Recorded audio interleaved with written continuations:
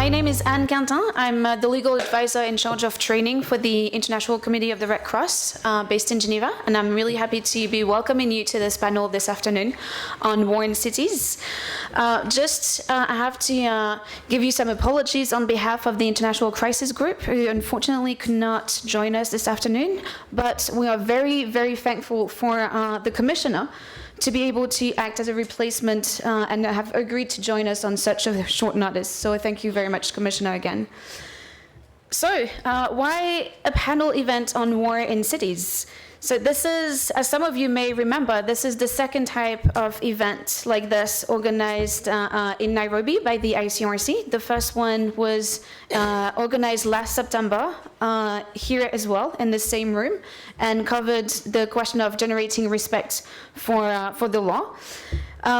This is part of the ICRC's ongoing series of events. We have one panel conference cycle every year.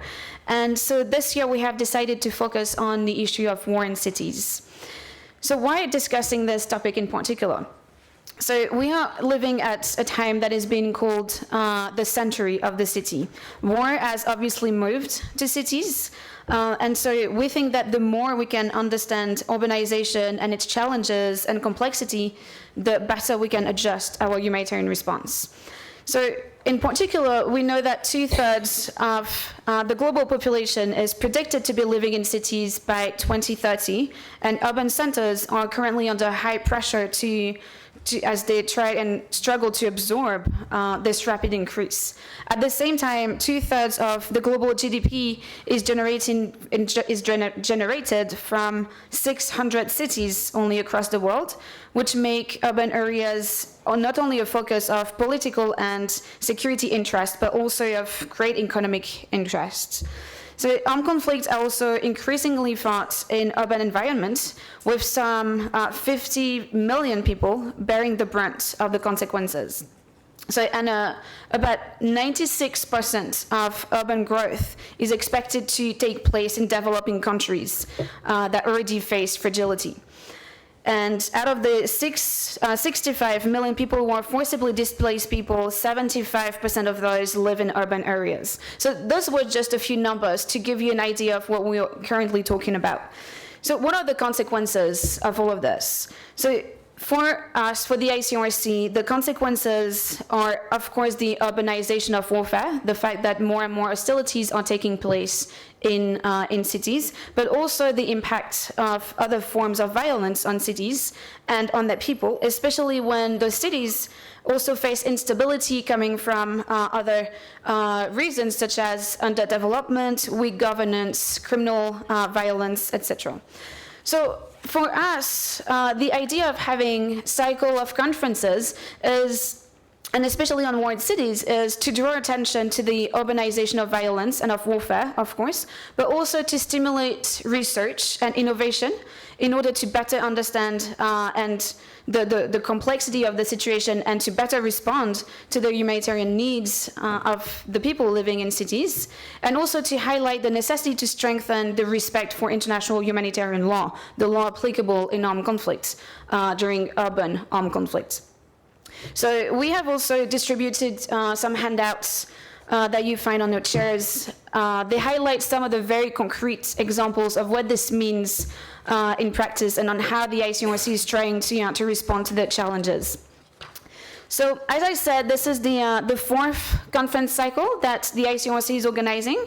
The issues covered before ranged from new technologies of warfare, the fundamental principles applicable to humanitarian action, and generating respect for the law. This year, as we mentioned, we're focusing on war in cities. This is a global cycle of events composed of high-level public events and expert meetings. They're organized by the ICRC in Geneva, but also in other cities across the globe, and also online, bringing together key humanitarian actors and experts. So this cycle was launched in Geneva in December 2016, and since then we have had events in Geneva, in Moscow and The Hague, and now in Nairobi. Future events will also take place in St. Petersburg, in Amman, in Kigali, in Dubai, Canberra, and other places. So just to give you a sense that this is a global discussion, and we're also really happy to have a room full of humanitarian practitioners with us today to discuss this. I also wanted to mention the fact that this is ongoing at the occasion of the 21st edition of an IHL course for practitioners and policymakers. So we have about 20 experienced humanitarian practitioners in the room who have been following the IHL course throughout this week. So this panel today, beyond what I've mentioned, today we want to focus a bit more on the Eastern African perspective. So the idea is to reflect on the impact of armed conflict on civilian infrastructure in the region and to propose ways to minimize the effects of hostilities in cities. So, and for this, we have the pleasure of having three great panelists with us today, starting with Commissioner Kathleen Korti-Ayensu. The commissioner is commissioner of the African Union Commission on International Law. She has over 40 years of extensive experience and knowledge in several areas of international law and domestic law, including as being the Attorney General of British Virgin Islands, but also special advisor to the President of Ghana and to the state in the Council of State on review of industry energy investment agreement. The commissioner is also a member of the bar in Ghana, but also involved in practice in the Virgin Islands, the District of Columbia in Maryland, and the bar of England and Wales. So thank you very much, Commissioner, for being with us today. We also have Eve Massingham, who is the regional legal advisor for the ICRC, covering Eastern Africa, and has been in that position since 2016. Eve has over 10 years of experience with the Red Cross Red Crescent movement on IHL, including as IHL coordinator for the Australian Red Cross. And Eve is also holds a PhD in weapons law and has published in IHL and the use of force. And finally, I have the pleasure of introducing David Evans, who is the UN Habitat Emergency Director. David has 22 years of experience on development and emergency operations in Asia and Africa, including 11 years with NGOs and 11 years with the UN, with OCHA and UN Habitats. Also including as shelter sector coordinator and co-coordinator in Sri Lanka and Myanmar. And David has been the UN Habitats Emergency Director since 2012, focusing on shelter durable reconstruction. So thank you very much to the three of you for being with us today. We will start with the Commissioner, who is going to present some reflections on war in cities in Africa and how that has impacted the continent. Eve will also present then to us the law applicable to that situations, and in particular the use of explosive weapons in densely populated areas. And then we'll finish with some words from David on how UN Habitat has been responding to this, especially the impact on infrastructure. So thank you very much to the three of you again.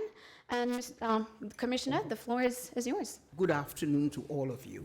This afternoon, I'll focus on some of the African towns. I'd like to thank the ICRC for inviting me to this session. On behalf of OSIL, we wish you every success and are pleased to have been a part of it. And I'd also like to say a big thank you to all the Kenyans present. It has been a good experience being in your great country. This year, OSIL will hold its 6th forum in the city of Tunis. And the theme for the forum is the legal and socio-economic consequences of immigration, refugees, and internally displaced persons in Africa. Every year we have one forum, depending on whatever topic we think is necessary, and flowing from the General Assembly decision in September to have a special decision on refugees and displaced persons and persons in migration, also zeroed in onto the phenomenon in Africa. In the last 20 years or so, we have seen a real phenomenon impact negatively on cities. Now, once you hit the capital city of a country or disrupt life there, you have really gone to the nerve center of the impact of conflict. And in this regard, I have a long list of African cities that have been affected by civil disturbance.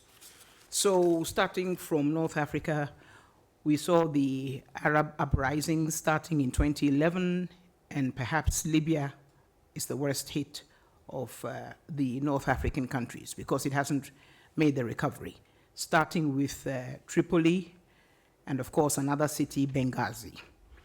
And then moving further down, we have had problems. I'm not saying anything about Western Sahara and Mauritania, so please don't ask. You move further down, you come to Liberia and Sierra Leone, and each of these countries has had 10 years of devastating civil war. Then you come further down to the Côte d'Ivoire, and let me add that in Liberia and Sierra Leone, the nerve center of the unrest was in the capital cities of Monrovia and Freetown, respectively. You come to Côte d'Ivoire, and the nerve center was the economic capital of Abidjan, and spilling over in the northern part into the middle belt city of Bouaké. Then you come to Mali, there have been problems with Timbuktu. You come further down to Central African Republic, there have been problems, as you know, with its capital, Bangui. And then I think we can move across to East Africa. You probably know the story better than I do, but we haven't forgotten Burundi, Rwanda, all of whose capitals were disrupted. We remember South Sudan, even at this time, has had significant disruption to its capital. Then we come to Mogadishu, Somalia, and of course, we know the story of Mogadishu. Any omissions are genuine omissions, not because they're not important, but I think these are the main trouble spots in Africa. And then yesterday or the day before, we mentioned Nigeria. And by contrast, note that the troubles in Nigeria have not been in the capital city of Abuja or in the economic capital of Lagos. Wherever the capital has been disrupted, the country has been disrupted. If the conflict has been outside the capital, like in Nigeria, say the Boko Haram area or the Niger Delta area, the country has pulled through economically, things have gone along. If 200 schoolgirls hadn't been abducted, we probably would never have heard of Boko Haram to the degree to which we're hearing about it. So everything, when we talk about cities, everything really is the capital. Is that the hub of government, the hub of commerce? Once you hit the hub of commerce or the hub of government, you have disrupted everything. You've disrupted infrastructure, roads, hospitals. You've disrupted a whole generation of young people, education. Liberia and Sierra Leone will never quite be the same for a whole generation because we have a whole generation of amputees as an offshoot of the Civil War. And of course, once you've destroyed, you must build. So ask the Libyans what it's like to rebuild. Until recently, they had ceased to be one of the major oil exporting countries in Africa. They are only just getting back on their feet, but it doesn't mean that all is well and organized within Libya. So war affects our infrastructure, education, the whole social fabric, and also the environment. And this is becoming a critical thing. You know, we've had rivers poisoned, look at the Niger Delta, so that war in cities is a real crisis in the African continent. I must compliment and cite the Rwandan example, the extraordinary recovery in Rwanda. Whatever it is that they did right is worth discussing further and emulating in other places.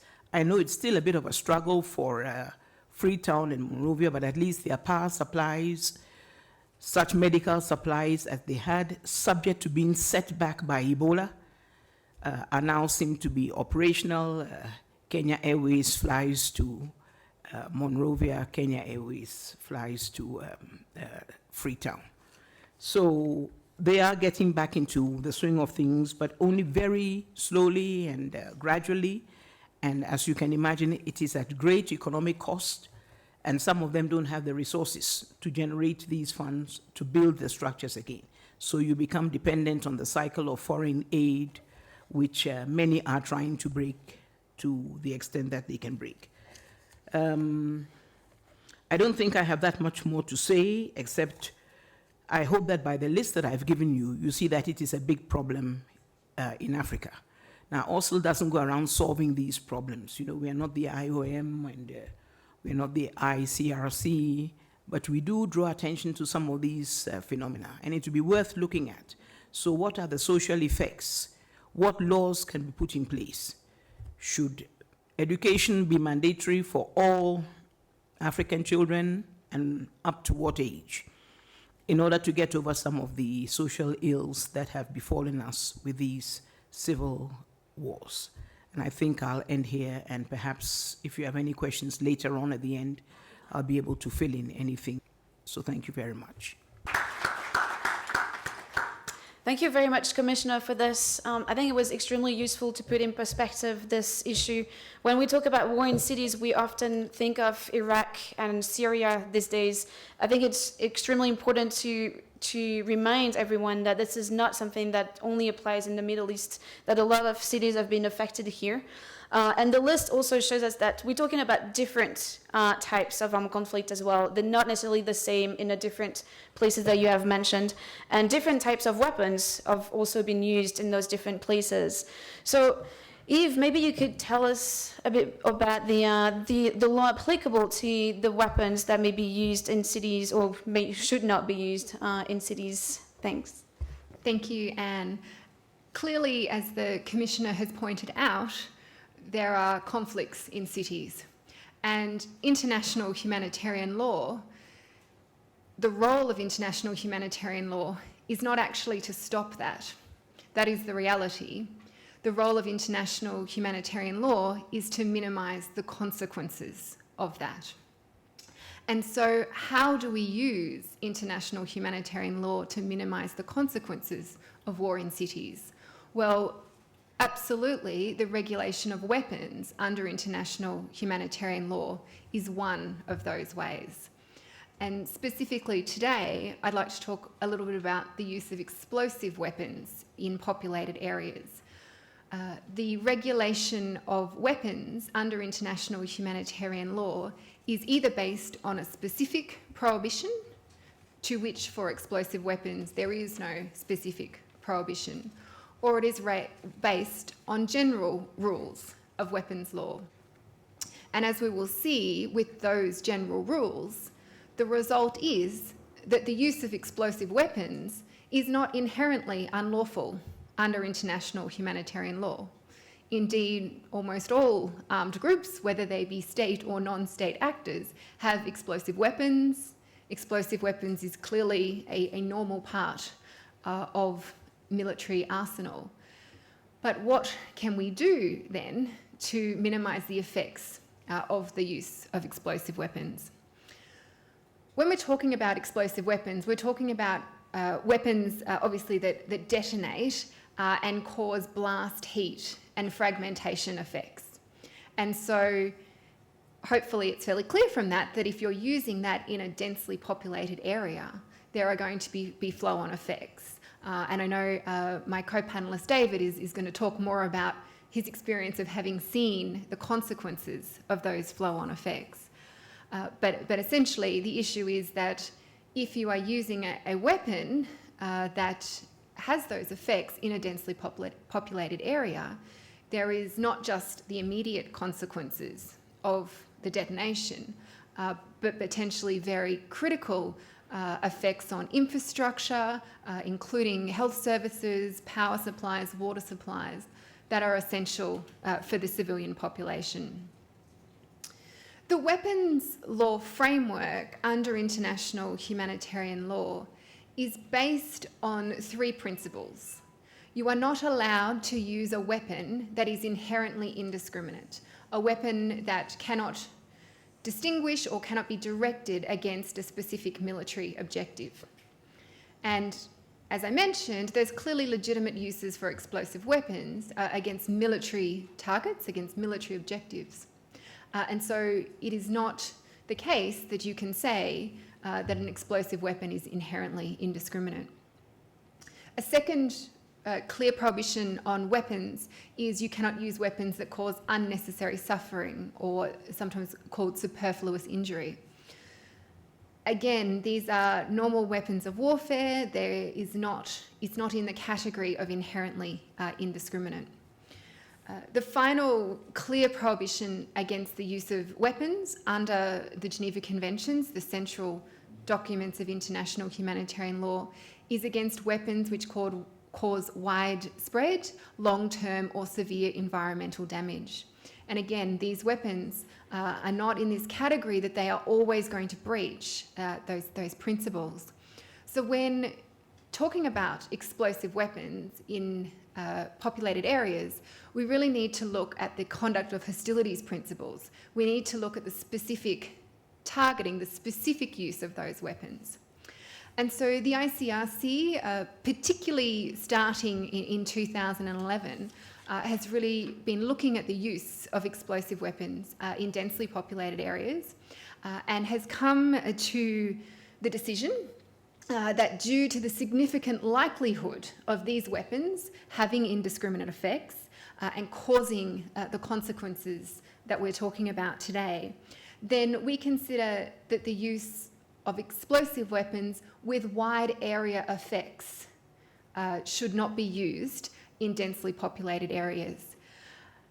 And so to explain that a little bit, I just wanted to talk, not in a lot of technical detail, because weapons law, not weapons themselves, is my specialty, but just to mention that we've really identified that there are three types of explosive weapons that have wide area effects.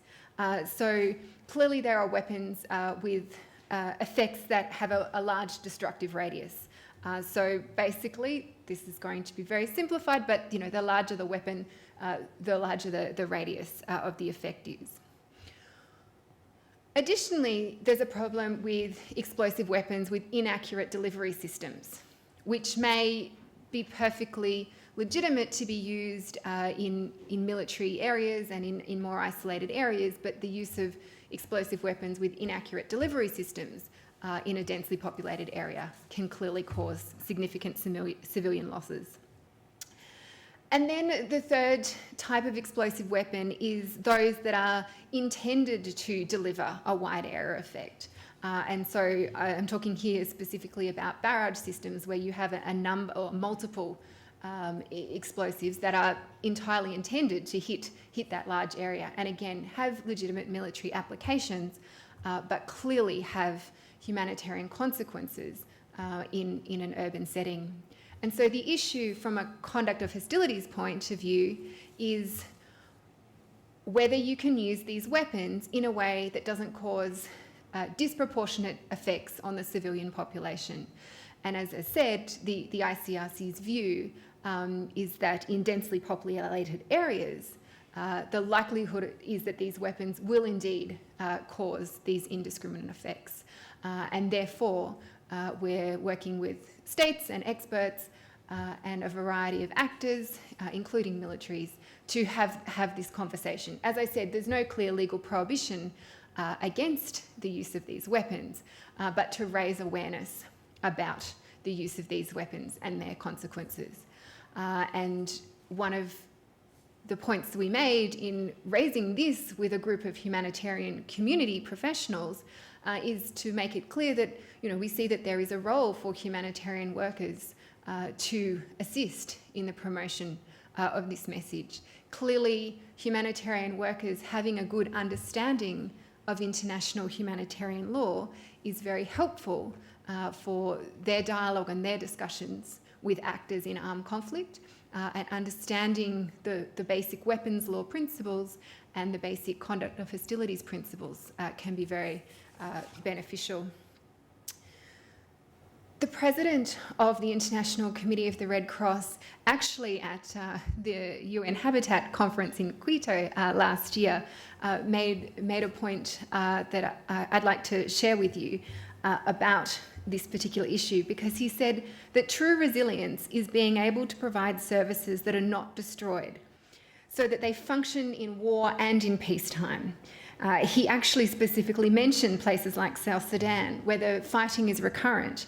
And so rebuilding again and again, because of the destruction of services during that conflict, is clearly an ongoing challenge.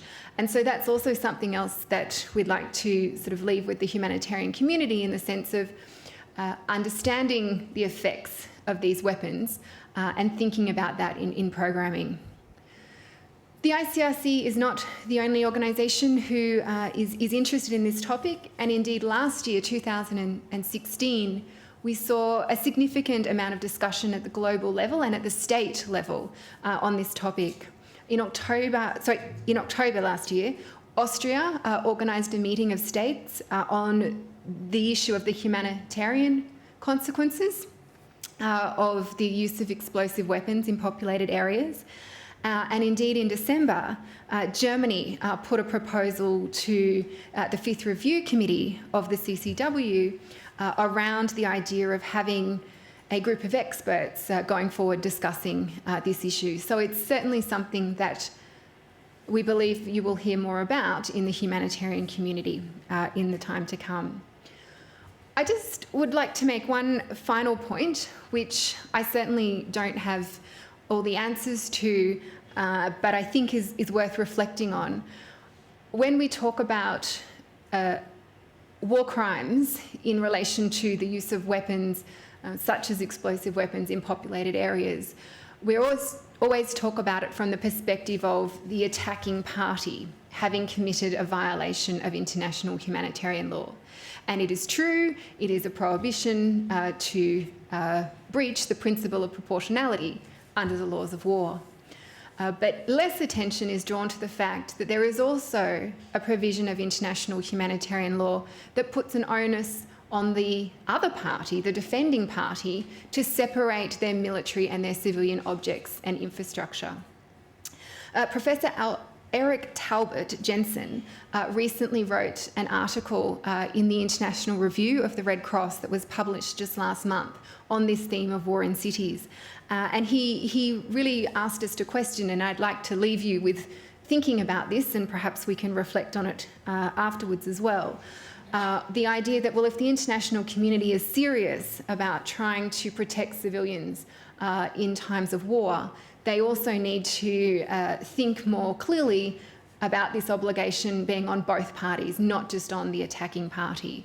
So I'll leave you with that, and perhaps we can explore that in a bit more detail. Thank you very much, Eve. So we have heard some perspective on the how that issue applies to the African continent. We've also heard about the law applicable to the issue. And I would like to move to the more practical consequences. And David, maybe you can tell us more about the effects of having hostilities on the effects on urban infrastructure and the role of the humanitarian response that we can bring, and the role of organizations like UN Habitat. Thank you for inviting me here today. I will try and do my best with that. But I thought I'd begin. People often have this question, and it's always a little bit embarrassing, because they say, who is UN Habitat? And I'm never offended by it, or what does UN Habitat do around emergencies? So just in case there was one person in the room who was thinking that, let me just say a few words. UN Habitat has obviously a very strong urban mandate. Within the UN, we largely carry that mandate. But as of about 10 years ago, specifically in 2008, we became one of the 10 UN agencies as part of the Interagency Standing Committee. So we're one of 10 agencies within the UN that has a mandate to respond to emergencies. Within the ICRC, then there's also the NGO partners, which are already represented. Myself, as an emergency director, I'm part of the emergency directors group, of 10 UN agencies and the NGO representatives as well. So we're very much a part of humanitarian response in that sense. We're not an emergency agency. We're not a life-saving agency. We try and go in on day one of the emergency and influence what's happening. And I'll repeat myself probably several times. But that's about trying to influence emergency response towards durable, sustainable, resilient solutions. And it's a debate I know many of us have been having for years or decades.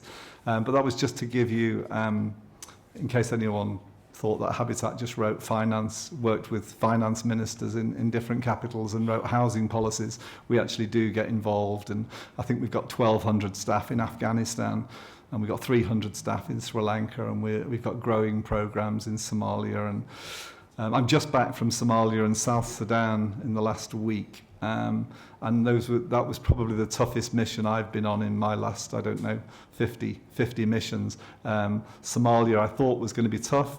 And then we went on. I was with the emergency director group and led by John Ging from OCHA, and then we went on to South Sudan. And there's not time to discuss it today, or it's not appropriate.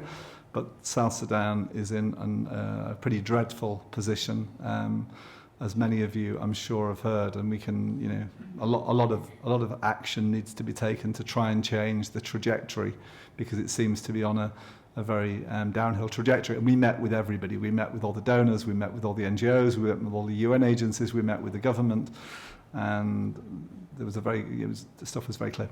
So just back from some of those places.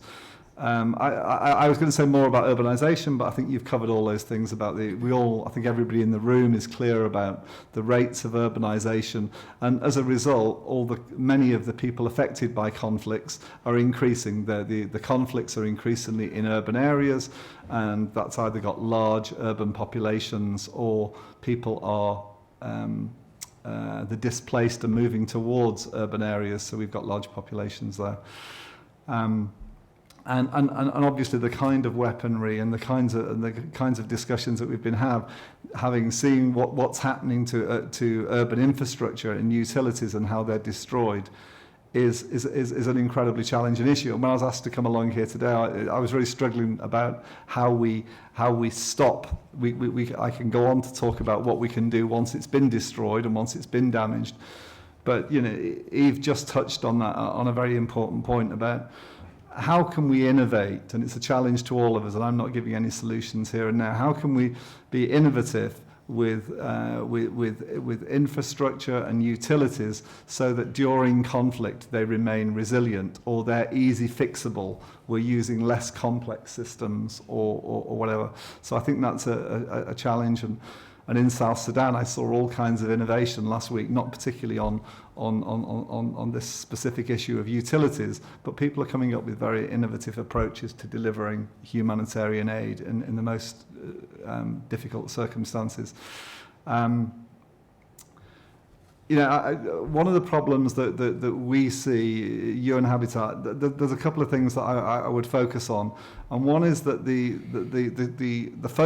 focus on short-term, life-saving emergency responses, rather than looking at the possibility at the same time of doing kind of durable responses.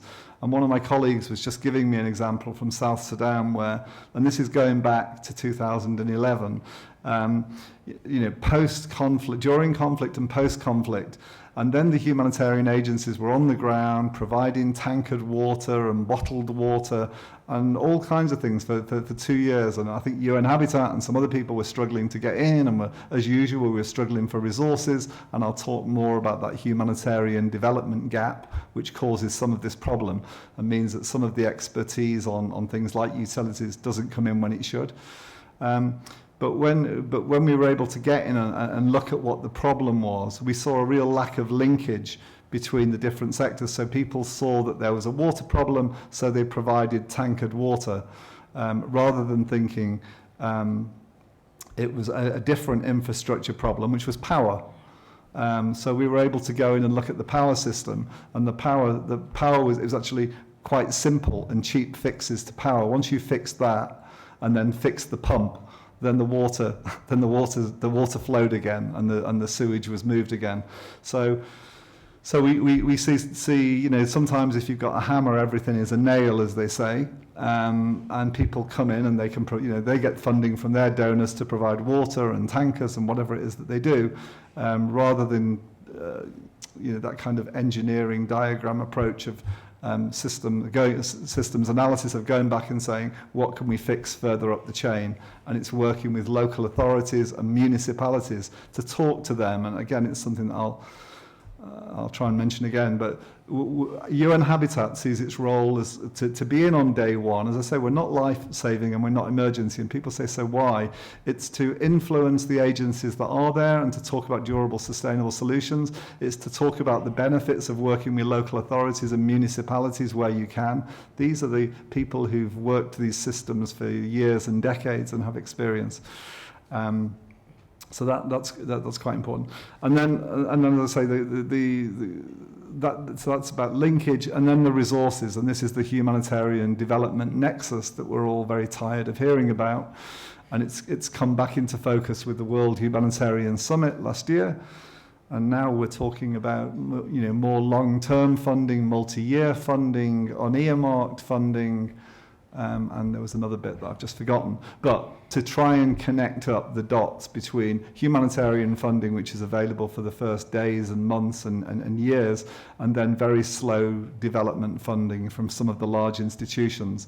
Some individual bilateral donors have been very good about joining up that position, but it's still an ongoing problem. So that resource issue is for us still a fundamental issue, because people like UN Habitat organisations like us, we're not trying to compete for humanitarian funds. That's where it gets terribly sensitive with all the agencies. There needs to be a realisation that resilience from day one is super important, and therefore if you're going to give $1 million to this crisis, you have to give a proportion, maybe not of that million, maybe you have to give 1.1 million, and the extra 0.1 is clearly for resilient solutions, so that expertise can be brought in to work on things like the linkages that I talked about between infrastructure. There's a number of instruments that have been referred to today. The New Urban Agenda in Quito last year was critical for talking about armed conflict, talking about IDPs and migrants. All the member states have signed up to that. So the New Urban Agenda, you know, it's a once in 20-year event, the Habitat 3 event that took place. It was last in '96 in Istanbul. So some key commitments were made there. We have to do what we can to try and make those commitments become realities.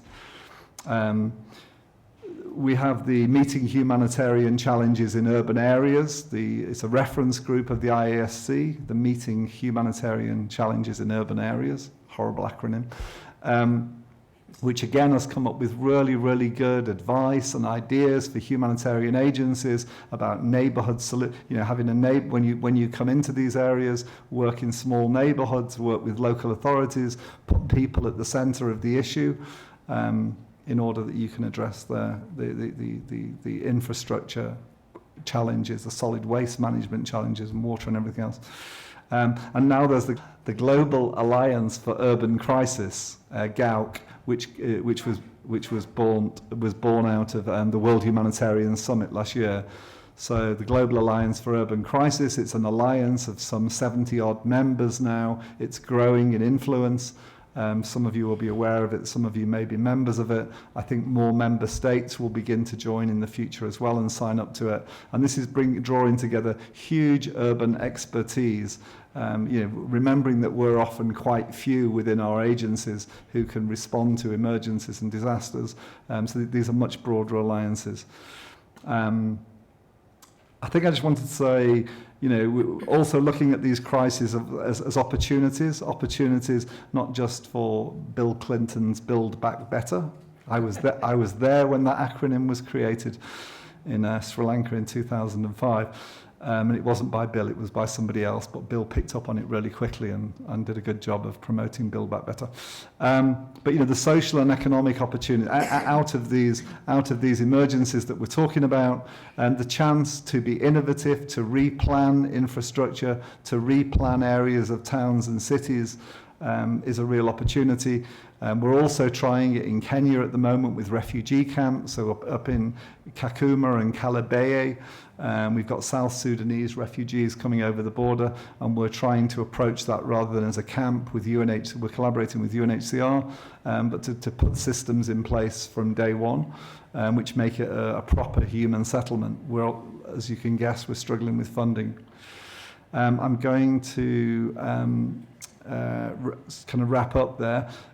Other innovative tools that we've worked on are things like city profiles. So throughout Syria, throughout Iraq, and in Mosul, we've developed city profiles to look at the urban functionality of cities and kind of keep that updated so you can see where the crisis has hit, where the infrastructure has been damaged, and these have been really well received products. So this is something that UN Habitat's been working on, but it's for the international community to help plan and resource and target better.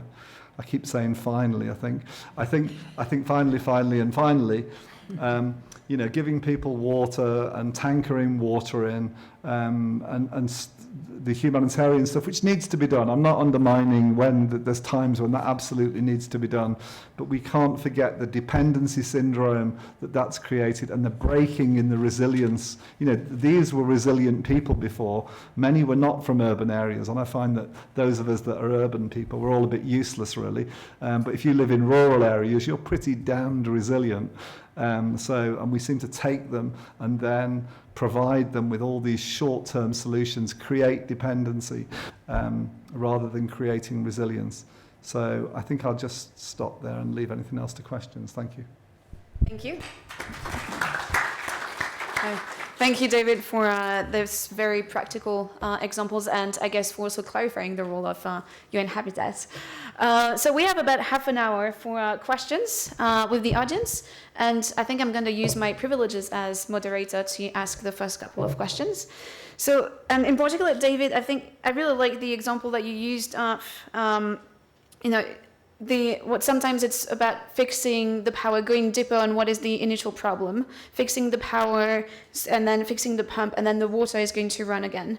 And I think it's important to also realize that it goes the other way around as well, in the sense that once a city has been attacked several times, one additional blow, however small it is, may disrupt a lot more than its one first area effects. So just because everything is still interconnected in a city, that it's easy, if you fix something, then you're fixing something else. But if you destroy something, at the same time, you're also destroying something really close by, like hospitals, water sanitation, etc. So, and on that note, Eve, I wanted to ask you maybe as a first question about the foreseeability of the impact of weapons. So what is reasonable to expect, and what are the standards that we can put on military commanders to know what is going to be affected? So I guess that would be my first question. And as a second question, both to David and to the Commissioner, maybe, I was wondering, what do you think is missing today in our response, in our answers to emergency situations? So maybe both from, a regional perspective and the UN Habitat perspective. Thanks, Anne. I must admit, I thought that question was going David's way initially, but there's certainly a very good linkage with weapons law as well. So, I mean, the point that you're really making is to think about, well, what is foreseeable from an attack.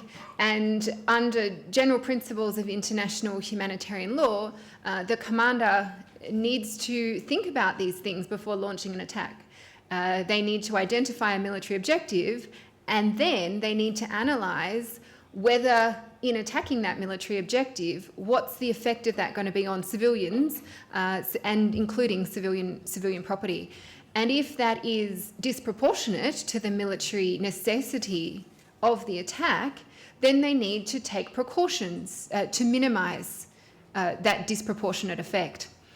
And so clearly when you have a long planned attack, you have a lot of time to work out, well, what might happen as a result of this. If you are responding to an imminent threat or to an attack, you may have less time. But I think the point that hopefully the panel and in particular David has made clear is that it is reasonably foreseeable that if you attack urban areas, you are going to have an effect on the urban infrastructure. And the point that you made as well is that if you already know that that urban infrastructure is suffering as a result of previous attacks, then that makes your calculations and your precautions have an even higher threshold. If the power plant on a particular side of town has already been destroyed and the whole town is clearly relying on the other power plant, then clearly the reasonably foreseeable effects of a destructive impact on that second power plant are incredibly significant for the civilian population.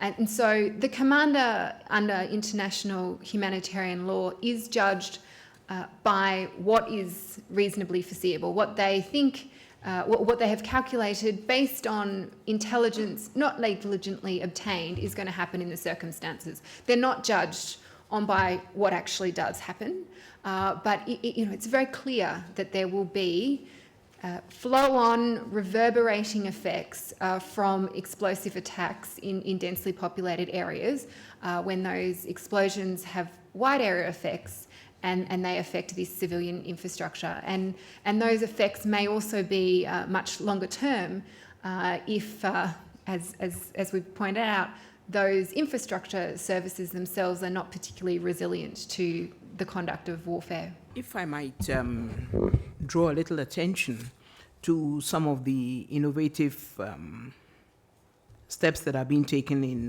in the course of recovering after some of the civil wars. I've noticed a proliferation of boreholes. So instead of having a big water plant somewhere and hundreds of miles of pipeline, which may not be sustainable economically for a lot of these areas, we're looking to a lot of boreholes in many of the rural areas in West Africa. They provide an interim solution. Once, of course, the conditions are there for you to be able to dig a safe borehole. And then in Sierra Leone, they have moved on to alternative or renewable sources of energy, renewable. And I know someone is there involved very much in terms of solar energy projects. And there are also situations where the two are linked, where you have a solar panel to operate your borehole, so you don't get your problem of the large power supply having failed, and therefore you can't even get your electric pump to work. So these are small-time solutions, but they make a difference in people's lives. And then I'd also like to point out that, for instance, that the problem is there for the inner cities is not to be underestimated. And governments are looking to trying to keep people in the rural areas. Well, most of the youth don't like farming, and can you blame them? And what are the returns on farming? But there are more and more countries branching out from just developing a capital city into developing other towns to a sufficient degree where you can hold a population there. Speaking of my own Ghana, I think 3 things have happened with the present government that came in December. They have a program of, one village, one industry. Every village must have a sustainable industry. So we got onto discussions, and what if they don't have a power supply and this and that and the other? And solutions came up with localized solar. It will depend on the type of industry. What you call an industry may be simply a processing plant of a small nature, but sufficient to consume the interests of a village and keep some population in the village, if you will. So there's a focus on every district, yes, every district, it's not a village, every district must have an industry, and it's up to the inhabitants and the members of parliament and so on to come up with an industry that is suitable for their district. And then we also have a minister now devoted solely to water and sanitation. Now, sanitation is a big problem. We can't pretend it doesn't exist. And tied to this is a new ministry, ostensibly for development of the slums, but they are known better as inner cities. Zongo development and inner cities. The Zongos are like the equivalent of Kibera. And there are some people who are wealthy, but they want to live in those areas. You can tell in the evenings from the size of the articulator trucks, they control the cattle business and so on, but they're all happily bunched up where the plastic and everything has choked the drains and that sort of thing. So I think there's a real consciousness in African cities, once there are no hostilities there, to get people back to the land and to also improve the quality of life at a very basic level in the inner cities themselves. Thank you. Thank you again, and thank you, Commissioner, for those comments. And it's so good to hear those regional and local solutions. That I agree with everything that you just said. And as you said, it doesn't all necessarily work in the inner city context of boreholes, and we're left with some challenges there. But in terms of what's missing in the response, rather than me talking about individual bits of infrastructure, I think that in this group of colleagues and friends, I'd say what's missing is hope. We go in and we do the stuff we know how to do, and I think what we've all seen in the last 4 or 5 years with migrant crises and the displaced and everything else is we ain't giving much hope. We people who are in dreadful, miserable conditions, we patch it up or we give them some form of shelter and a bit of water, but none of us would probably stay in that environment for very long.